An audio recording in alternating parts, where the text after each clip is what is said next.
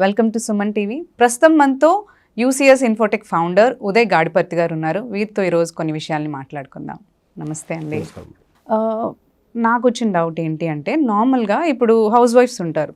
I mean like house wife అంటే present వాళ్ళకి maternity leave తీసుకుని ఉంటారు. ఆల్రెడీ ఫస్ట్ వాళ్ళు ఐటీలో కెరియర్ స్టార్ట్ చేసి ఉంటారు. బట్ మెటర్నిటీ లీవ్ లాంగ్ ఉంటుంది కాబట్టి ఒక 1 or 2-3 years వాళ్ళకి గ్యాప్ ఉంటుంది కదా కిడ్స్ని చూసుకోవడంలో.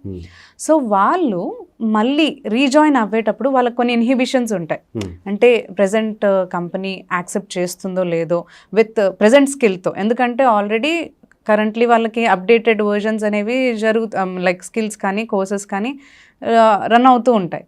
సో వీళ్ళకున్న అదితో వాళ్ళు గెట్ ఆన్ అవ్వగలుగుతారా లేదా అని ఇన్హిబిషన్స్ ఉంటాయి. వాళ్ళ మైండ్ సెట్ అక్కడ మ్యాచ్ అవుతుందా లేదా అని ఉంటుంది.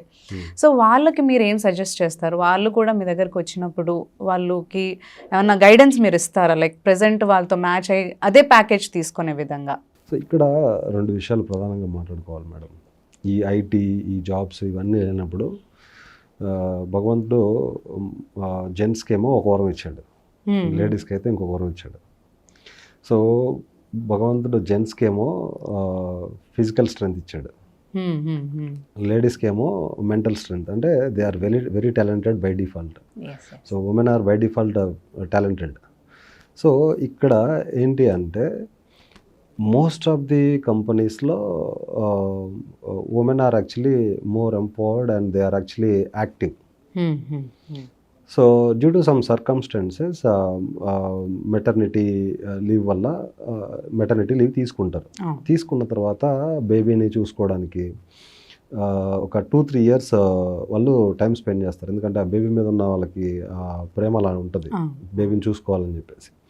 ఆ తర్వాత వాళ్ళు ఫ్యామిలీని రన్ చేయడానికో లేదంటే వేరే కారణాల వల్ల వర్క్ స్టార్ట్ చేయాలనుకుంటారు. చాలామంది ఏమనుకుంటారంటే ఈ కెరియర్ గ్యాప్ వచ్చింది కదా, నేను ఇంకా ఎలిజిబుల్ కాదేమో, నేను ఐటీలోకి ఎలిజిబుల్ కాదేమో అని చెప్పేసి ఒక మైండ్ సెట్లోకి వెళ్ళిపోతారు. ఫస్ట్ ఆఫ్ ఆల్ అటువంటి రూల్స్ ఏం లేవండి. కెరియర్ గ్యాప్ వస్తే ఐటీలోకి ఎలిజిబిలిటీ కాదు అనే రూల్స్ ఎక్కడ కూడా లేవు. ఓకే. ఎందుకంటే వీఆర్ హ్యూమన్స్ అండి, వీఆర్ హ్యూమన్స్. మనకేంటంటే సమస్యలు వస్తూ ఉంటాయి, బ్రేక్స్ వస్తూ ఉంటాయి, సమ్ పర్సనల్ రీజన్స్ కావచ్చు, ఇంకేదైనా రీజన్స్ కావచ్చు, బ్రేక్స్ వస్తూ ఉంటాయి. See if we are a robot డెఫినెట్గా కంటిన్యూస్గా వర్క్ చేస్తూ ఉంటుంది. ఎందుకంటే రోబోట్స్కి ఇంకా వేరే పర్సనల్ ప్రాబ్లమ్స్ ఏమి ఉండవు.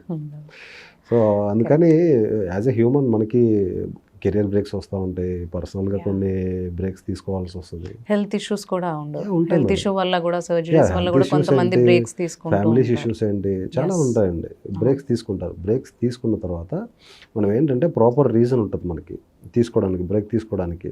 సో ఈ హెల్త్ రీజన్ వల్ల మనం బ్రేక్ తీసుకున్నాము, లేదంటే ఈ మెటర్నిటీ లీవ్ వల్ల బేబీని చూసుకోవడానికి లీవ్ తీసుకున్నాము అనేది ప్రాపర్గా మనం కనుక జస్టిఫికేషన్ ఇవ్వగలిగితే definitely companies hire you, companies అనేవి మిమ్మల్ని హైర్ చేసుకుంటాయి. సో ఇక్కడ మీరైతే ఉమెన్కి నేను చెప్పేది ఏంటి అంటే, వాళ్ళు ఫస్ట్ ఆఫ్ ఆల్ ఈ మిస్కన్సెప్షన్ అనేది బయటకి తీసేయాలి మైండ్లోంచి. మన కెరియర్ గ్యాప్ ఉండడం వల్ల మనం ఐటీలోకి ఎలిజిబిలిటీ లేదు అనేది మైండ్లోంచి తీసేయాలి. ఈ విషయం ఫస్ట్ మైండ్ నుంచి తీసేయాలి. సో డెఫినెట్గా సెకండ్ థింగ్ ఏంటి అంటే, వాళ్ళు ఏదైతే ప్రీవియస్గా వర్క్ చేశారో ఆ వర్క్లో వాళ్ళకి ఆపర్చునిటీస్ ఉన్నాయో లేదో ఒకసారి అనాలిసిస్ చేసుకోవాలి. ఆపర్చునిటీస్ ఉన్నప్పుడు ఏంటంటే దాన్ని అప్గ్రేడ్ చేసుకునే విధంగా స్కిల్స్ స్కేలప్ చేసుకోవాలి. సెకండ్ థింగ్, లేదు ప్రీవియస్గా వర్క్ చేసిన టెక్నాలజీలో కనుక గ్రోత్ లేదు అనుకుంటే ఏదన్నా ఒక technology which has lot of demand, అంటే ఏదైనా ఒక టెక్నాలజీలో కనుక మంచి డిమాండ్ ఉంది అని కనుక మీరు అనాలిసిస్ చేసుకోగలిగితే ఆ టెక్నాలజీ అనేది ఎంతకాలం ఎగ్జిస్టెన్స్లో ఉంటుంది, ఆ ప్యాకేజ్లు ఎలా ఉన్నాయి, ఫర్దర్ దాంట్లో గ్రోత్ ఉందా లేదా, ఇటువంటివి వాళ్ళు అనాలిసిస్ చేసుకోవాలి. సో ఇవి అనాలిసిస్ చేసుకున్న తర్వాత ఆ టెక్నాలజీని చూస్ చేసుకోవాలి. టెక్నాలజీ అంటే బ్లైండ్గా ఏ టెక్నాలజీ పడితే ఆ టెక్నాలజీ చూస్ చేసుకున్నారు అనుకోండి, నెక్స్ట్ ఏంటంటే మళ్ళీ ఇంకొక టెక్నాలజీకి అప్గ్రేడ్ అవ్వాల్సి వచ్చినప్పుడు ఏంటంటే ఇట్లా పద్దాకు అప్గ్రేడ్ అయ్యే పని లేకుండా ఒక స్టేబుల్గా ఒక మంచి technology which has lot of growth in coming years అనేది మనం అనాలిసిస్ చేసుకుని కనుక అది చూసుకుంటే, ఇప్పుడు మేము చెప్పే టెక్నాలజీ ఉందండి. సో అది కనుక అది 2004లో స్టార్ట్ అయింది. నా వీఆర్ ఇన్ 2024, ఒక 20 years నుంచి సక్సెస్ఫుల్గా రన్ అవుతా ఉంది. ఓకే.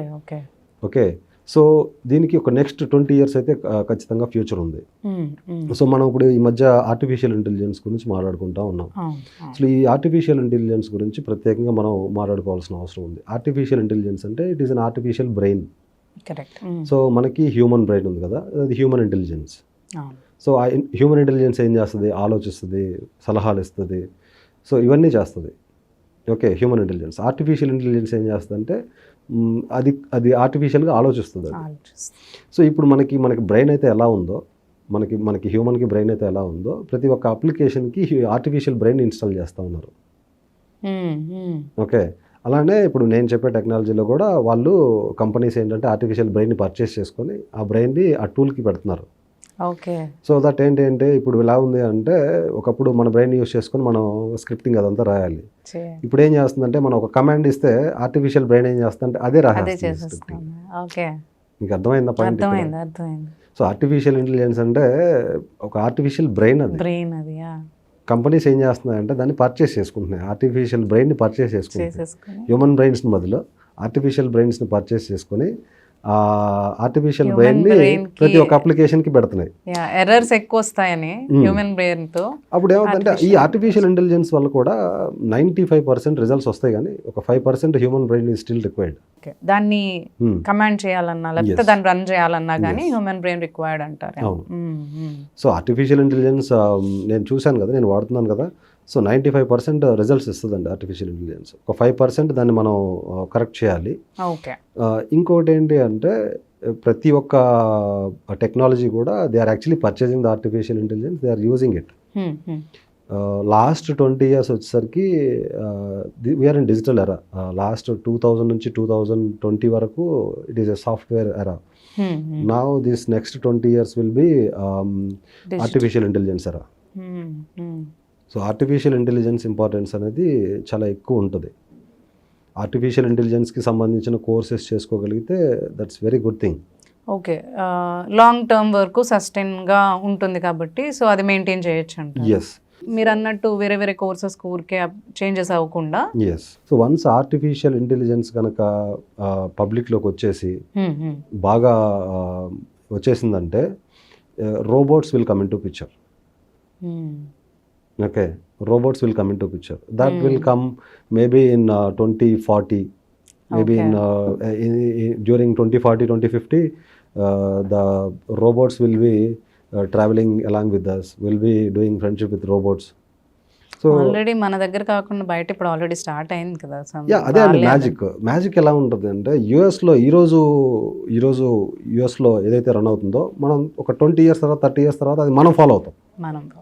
మీకు అర్థమైందా? అర్థమైంది. సో యూఎస్ అనేది చాలా అడ్వాన్స్గా ఉంటుందండి ఎప్పుడు కూడా.